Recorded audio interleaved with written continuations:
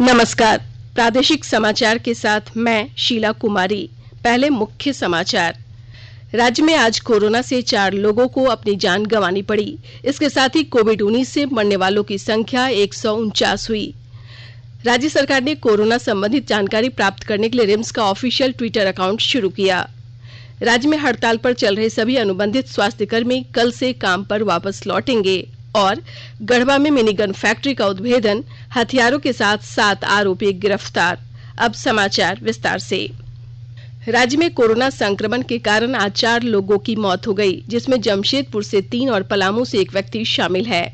जमशेदपुर में हुई 3 मौतों में धनबाद के 1 व्यक्ति और जमशेदपुर की 2 महिला शामिल हैं। इधर पलामू जिला मुख्यालय मेदिनीनगर में कोरोना से 1 व्यक्ति की मौत हो गई है। यहाँ कोरोना से मौत का ये पहला मामला है। संक्रमित व्यक्ति की उम्र 46 वर्ष थी। आज सुबह में स्थिति बिगड़ने पर उसे बेहतर इलाज के लिए रांची रिम्स ले जाया जा रहा था, लेकिन रास्ते में ही उसने दम तोड़ दिया। जिले के civil surgeon doctor John F Kennedy ने इसकी पुष्टि की है। इसके साथ ही कोरोना के कारण अब तक 149 लोगों ने अपनी जान गंवाई है।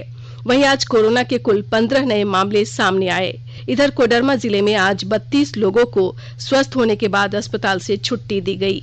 जामताड़ा के उदलबनी कोविड-19 अस्पताल में आज 3 कोरोना पॉजिटिव मरीजों की पुष्टि हुई है।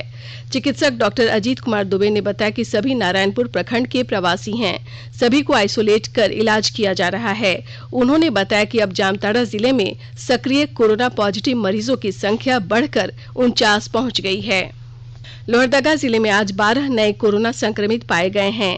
इसके साथ ही कुल संक्रमितों की संख्या 318 पहुंची। सदर अस्पताल उपाधीक्षक ने इसकी पुष्टि की। आज 1 व्यक्ति को स्वस्थ होने के बाद अस्पताल से छुट्टी दे दी गई। अब तक लोहरदगा जिले में कुल 203 लोग कोविड-19 के संक्रमण से स्वस्थ हो चुके हैं। रांची जिले में कोरोना के बढ़ते मामलों को लेकर हमारी संवाददाता ने रांची के उपायुक्त छवि रंजन से बात की। एक विशेष रिपोर्ट। रांची के उपायुक्त छवि रंजन ने कोविड-19 की जांच कराने के लिए आने वाले लोगों से उनका सही पता और मोबाइल नंबर जांच केंद्र में बताने की अपील की है। उन्होंने बताया कि पिछले कुछ दिनों में लोगों द्वारा सही पता और मोबाइल नंबर नहीं दिए जाने के कारण कोविड-19 के संक्रमितों को ढूंढने और उन्हें कोविड अस्पताल तक पहुँचाने में जिला प्रशासन को काफी परेशानी का सामना करना पड़ा। इस संबंध में श्री रंजन ने आकाशवाणी के माध्यम से लोगों से यह अपील की। बीते कुछ दिनों से हमारे सामने ऐसे मामले आ रहे हैं जहां कुछ लोगों द्वारा कोविड टेस्टिंग लैब में सैंपल देने के दौरान गलत पता या गलत मोबाइल नंबर रजिस्टर करवाया जा रहा है। इससे न सिर्फ जिला प्रशासन को पॉजिटिव व्यक्ति तक पहुंचने में समस्या आ रही है, बल्कि कोरोना संक्रमित व्यक्ति को अस्पताल तक पहुंचाने में भी कठिनाई हो रही है। आप सभी से यह अनुरोध करता हूं कि आपके मित्र या सगे संबंधी कोई भी अगर कोविड-19 जांच के लिए टेस्टिंग लैब पर पहुंचते हैं, कृपया अपना पता, थाना का पता सहित मोबाइल नंबर एवं एक ऑल्टरनेट मोबाइल नंबर सही रजिस्टर करवाएं। इससे न सिर्फ हमें आपको जल्द से जल्द अस्पताल में भर्ती कराने में मदद मिलेगी, बल्कि यह रांची वासियों एवं आपके आसपास के लोगों की सुरक्षा में भी सहायक होगा। स्वास्थ्य और परिवार कल्याण मंत्रालय ने लोगों को सलाह दी है कि वे नोवेल कोरोना वायरस से अपने को सुरक्षित रखने के लिए सभी बुनियादी एहतियाती उपायों का पालन करें और सामाजिक दूरी बनाए रखें। एक रिपोर्ट। सरकार ने कहा है कि आवश्यक वस्तुओं की पर्याप्त आपूर्ति जारी है और लोगों को चिंता करने की कोई जरूरत नहीं है। लोगों को सलाह दी जाती है कि वे आवश्यक वस्तुओं और चिकित्सा सामानों की खरीदारी करते समय धैर्य रखें और शांत रहें। आवश्यक वस्तुओं को खरीदने के लिए बार बार बाहर निकलने से बचें। साथ ही लोगों से हाथ मिलाने और गले लगने से भी बचना चाहिए। बाजार, मेडिकल स्टोर और अस्पतालों में लोग कम से कम 1 मीटर की दूरी बनाए रखें। घर पर गैर जरूरी सामाजिक समारोह से बचा जाना चाहिए और घर पर मेहमानों को नहीं बुलाना चाहिए। लोगों को अपनी आंख, नाक और मुंह छूने से बचना चाहिए और लगातार हाथ साफ करते रहना चाहिए। हाथ को दोनों तरफ से कम 20 सेकंड तक रगड़कर धोना चाहिए। यदि कोई व्यक्ति खांसी या बुखार से पीड़ित है तो वह दूसरों के संपर्क में आने से बचे और डॉक्टर से तुरंत परामर्श ले। स्वास्थ्य मंत्रालय ने कोरोना वायरस के बारे में जानकारी के लिए एक टोल फ्री नंबर 1075 जारी किया है। इधर राज्य सरकार की ओर से भी कई दिशा निर्देश जारी किए गए हैं। इस सिलसिले में सरकार ने हेल्पलाइन नंबर 181 जारी किया है। सरकार ने कहा है कि कोरोना वायरस से संदिग्ध तौर पर संक्रमित कोई व्यक्ति पाया जाता है तो इसकी सूचना 0651 जो रांची का कोड है और टेलीफोन नंबर 2261-000 तथा 2261-002 के अलावा फैक्स नंबर 2261-856 और मोबाइल नंबर 9955837428 पर दी जा सकती है। आकाशवाणी रांची भी आपसे अपील करता है कि कोविड-19 के संक्रमण से बचने और अन्य लोगों को सुरक्षित रखने के लिए कृपया घर पर ही रहें और सरकारी दिशा निर्देशों का पालन करें। स्वास्थ्य मंत्री बन्ना गुप्ता ने बताया कि कोरोना संबंधी किसी भी जानकारी के लिए रिम्स के नए ट्विटर अकाउंट की शुरुआत की गई है। श्री गुप्ता ने बताया कि रिम्स का ऑफिशियल ट्विटर हैंडल जनता से सीधे जोड़ने और उन तक पहुंचने का प्रयास है। उन्होंने कहा कि कोई भी व्यक्ति अपनी समस्याओं को यहां रख सकते हैं। राज्य भर में हड़ताल पर चले गए सभी अनुबंधित स्वास्थ्य कर्मी कल से काम पर वापस लौटेंगे। स्वास्थ्य मंत्री बन्ना गुप्ता और स्वास्थ्य सचिव नितिन मदन कुलकर्णी के साथ वार्ता के बाद स्वास्थ्य कर्मियों ने ये फैसला लिया। हड़ताल समाप्त करने के बाद स्वास्थ्य मंत्री ने सभी का आभार व्यक्त किया है। आकाशवाणी के ताजा तरीन समाचारों के लिए आप हमारी वेबसाइट newsonair.com पर लॉग ऑन कर सकते हैं। ताजा समाचार Twitter handle @AIR news alerts और Facebook page All India Radio news पर भी उपलब्ध है। आप प्रादेशिक समाचार एकांश के Twitter handle @AIR news_ Ranchi और Facebook page AIR news Ranchi के अलावा YouTube channel regional news unit Ranchi पर भी हमारे बुलेटिन सुन सकते हैं। प्रादेशिक समाचार आप आकाशवाणी रांची से सुन रहे हैं। प्रधानमंत्री नरेंद्र मोदी ने कहा है कि राष्ट्रीय शिक्षा नीति छात्रों को सशक्त बनाने में गेम चेंजर साबित होगी।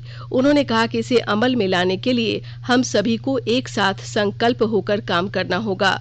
नई नीति से 21वीं सदी के भारत की शिक्षा व्यवस्था की आधारशिला मजबूत होगी। प्रधानमंत्री आज राष्ट्रीय शिक्षा नीति के तहत परिवर्तनकारी सुधारों पर आयोजित सम्मेलन को वीडियो कॉन्फ्रेंसिंग के जरिए संबोधित कर रहे थे। भारत की नेशनल एजुकेशन पॉलिसी राष्ट्रीय शिक्षा नीति का आधार भी यही सोच है। राष्ट्रीय शिक्षा नीति 21वीं सदी के भारत की नए भारत की फाउंडेशन तैयार करने वाली है। 21वीं सदी के भारत को हमारे युवाओं को जिस तरह की एजुकेशन की जरूरत है, जैसी स्किल्स चाहिए, राष्ट्रीय शिक्षा नीति पर इन बातों पर विशेष फोकस है। भारत को ताकतवर बनाने के लिए, विकास की नई ऊंचाई पर पहुंचाने के लिए, भारत के नागरिकों को और सशक्त करने के लिए, उन्हें ज्यादा से ज्यादा अवसरों के उपयुक्त बनाने के लिए इस एजुकेशन पॉलिसी में खास जोर दिया गया है। केंद्रीय शिक्षा मंत्री रमेश पोखरियाल निशंक ने कहा है कि नई शिक्षा नीति study in India stay in India के माध्यम से देश के छात्रों के पलायन को रोकने में सक्षम हो पाएगी। उन्होंने कहा कि शोध और अनुसंधान के क्षेत्र में सुधार के लिए कई ठोस कदम उठाए गए हैं। नई शिक्षा नीति देश के भविष्य के निर्माण की आधारशिला बनेगी। हम जल्दी से जल्दी देश को ये बताना चाहते हैं कि हम नीति लेकर के ही नहीं आए, हम उसकी रीति भी लेकर के आए हैं, उसका रास्ता भी लेकर के आए हैं। हम लोग इसकी क्रियान्वयन का बिल्कुल रोड मैप तैयार कर रखा है। हमारी ये पूरी टीम ये साबित करेगी कि यदि हम नीति लाते हैं तो हम उसको क्रियान्वित भी करते हैं। वक्त हमारे पास कम है, मैदान हमारे पास खाली है, लोगों के मन बने हैं। व्यवस्थाओं की दृष्टि से हम क्या क्या समन्वय कर सकते हैं, कितने कम समय में कर सकते हैं, जो भी चर्चाएं हुई हैं वो देश के भविष्य के निर्माण की आधारशिला बन करके रहेंगे, ऐसा मेरा भरोसा है। बोकारो स्टील सिटी के छात्र अक्षय राज का चयन सिंगापुर के ग्लोबल सिटीजन स्कॉलरशिप के लिए हुआ है। अक्षय को सिंगापुर में कक्षा 11वीं और 12वीं की पढ़ाई के लिए $90,000 मिलेगा। अक्षय ने बताया कि लिखित परीक्षा में देश में उसे दूसरा स्थान प्राप्त हुआ है। ग्लोबल सिटीजन स्कॉलरशिप के लिए हम क्वालिफाई किए हैं, जिससे I am taking admission in GIS Singapore. पहले तो रिटन एग्जाम के लिए क्राइटेरिया था, वो मेरा हो गया। 9-10 में 80% से ज्यादा चाहिए था और अचीवमेंट होना चाहिए था। 20 जून को रिटन राउंड हुआ था, जिसमें मेरा इंडिया में 2nd रैंक आया था। 90,000 सिंगापुरियन डॉलर्स का है for 2 years। 11th and 12th मैं वहीं से करने वाला हूँ। पूरा जितना भी कॉस्ट है सब GIIS सिंगापुर कर रहा है। IBDP बोर्ड होता है, हम उससे 11th 12th करेंगे and I try to go into the one of the best colleges of the world. MIT is my dream college. स्वतंत्रता दिवस के सिलसिले में शिक्षा मंत्रालय माई गॉव पोर्टल के सहयोग से देश भर में 9वीं और 10वीं तथा 11वीं और 12वीं कक्षाओं के विद्यार्थियों के लिए ऑनलाइन निबंध लेखन प्रतियोगिता आयोजित कर रहा है। राष्ट्रीय शैक्षिक अनुसंधान और प्रशिक्षण परिषद NCERT इस प्रतियोगिता के लिए नोडल एजेंसी होगी। प्रतियोगिता के दौरान विद्यार्थियों को आत्मनिर्भर भारत, स्वतंत्र भारत विषय के अंतर्गत विभिन्न शीर्षकों से निबंध लिखने होंगे। रेल मंत्री पीयूष गोयल और कृषि मंत्री नरेंद्र सिंह तोमर ने आज पहली किसान विशेष पार्सल रेलगाड़ी या किसान रेल का वीडियो लिंक के जरिए शुभारंभ किया। इस रेलगाड़ी से महाराष्ट्र के देवलाली और बिहार के दानापुर रेलवे स्टेशन के बीच माल की ढुलाई की गई। इसमें फल और सब्जियां गंतव्य तक पहुंचाई जाएंगी। ये रेलगाड़ी 1519 किलोमीटर की दूरी लगभग 32 घंटों में तय करेगी। इस अवसर पर श्री तोमर ने कहा कि ये रेलगाड़ी किसानों को समृद्ध बनाएगी। उन्होंने बताया कि कृषि उत्पादन की ढुलाई के लिए बजट में किसान रेल की घोषणा की गई थी। श्री तोमर ने कहा कि कोरोना महामारी के कारण सभी विकास कार्य रोक दिए गए, लेकिन किसानों की मेहनत और प्रयासों के कारण देश में कृषि पर किसी प्रकार का प्रतिकूल असर नहीं पड़ा। आज छठा राष्ट्रीय हस्तकरघा दिवस मनाया जा रहा है। कपड़ा मंत्रालय की ओर से इसका वर्चुअल तरीके से आयोजन किया गया। इस अवसर पर कपड़ा मंत्री स्मृति ईरानी ने हस्तकरघा पोर्टल और ऐप लॉन्च किया। मौके पर उन्होंने कहा कि पोर्टल से कपड़ा मंत्रालय की योजनाओं की जानकारी मिलेगी। समारोह के दौरान देश भर के हस्तकरघा समूह, राष्ट्रीय फैशन प्रौद्योगिकी संस्थान NIFT से जुड़े कॉलेज, सभी 28 बुनकर सेवा केंद्रों, राष्ट्रीय हस्तकरघा विकास निगम और अन्य लोग ऑनलाइन शामिल हुए। मुख्यमंत्री हेमंत सोरेन ने आज HEC परिसर स्थित नेहरू पार्क और पुलिस मुख्यालय का निरीक्षण किया। इस दौरान मुख्यमंत्री ने कहा कि नेहरू पार्क का सौंदर्यीकरण किया जाए। श्री सोरेन ने कहा कि इस पार्क की पहचान HEC प्लांट के निर्माण के साथ जुड़ी है। ऐसे में इसकी साफ सफाई और सौंदर्यीकरण की दिशा में कदम उठाए जाएं। साथ ही उन्होंने पुलिस मुख्यालय परिसर का जायजा लिया और यहां अधिकारियों के साथ अनौपचारिक विचार विमर्श में उन्होंने प्रोजेक्ट बिल्डिंग समेत सचिवालय के सभी बिल्डिंगों को एक कैंपस में लाने पर जोर दिया। नेता प्रतिपक्ष मामले को लेकर भारतीय जनता पार्टी का एक प्रतिनिधिमंडल आज राज्यपाल द्रौपदी मुर्मू से मिला। भाजपा प्रदेश अध्यक्ष दीपक प्रकाश के नेतृत्व में प्रतिनिधिमंडल ने राज्यपाल से हस्तक्षेप की मांग की। श्री प्रकाश ने कहा कि बीजेपी के सभी विधायकों ने बाबूलाल मरांडी को नेता प्रतिपक्ष चुना है। इसके बावजूद अभी तक सरकार ने नेता प्रतिपक्ष को मान्यता नहीं दी है। वहीं मंत्री आलमगीर आलम ने नेता प्रतिपक्ष मामले में कहा कि इसका निर्णय स्पीकर द्वारा किया जाता है। गढ़वा पुलिस ने शुक्रवार को केतार थाना के बत्तो गांव में छापेमारी कर एक बड़े मिनी गन फैक्ट्री का उद्भेदन किया है। इस मामले में पुलिस ने 7 लोगों को गिरफ्तार किया है। गढ़वा पुलिस अधीक्षक खोत्र श्रीकांत एस राव ने आज एक प्रेस वार्ता कर इसकी जानकारी दी। एसपी ने बताया कि पुलिस को 6 अगस्त को ही इस हथियार के निर्माण एवं इसके कारोबार के विषय में गुप्त सूचना मिली थी। इसके बाद से पुलिस द्वारा अवैध आग्नेयास्त्र के विरुद्ध छापामारी अभियान चलाया जा रहा था। कोडरमा के नवलशाही थाना क्षेत्र के काराखोखो गांव में मवेशी चराने गई 3 चचेरी बहनों की डोभा में डूबने से मौत हो गई है। एक ही परिवार के 3 बच्चों की मौत से जहां पूरा परिवार सदमे में है, वहीं पुलिस ने तीनों बच्चियों के शव को डोभा से निकलवाकर पोस्टमार्टम के लिए भेज दिया है। अंत में मुख्य समाचार एक बार फिर। राज्य में आज कोरोना से 4 लोगों को अपनी जान गंवानी पड़ी। इसके साथ ही कोविड-19 से मरने वालों की संख्या 149 हुई।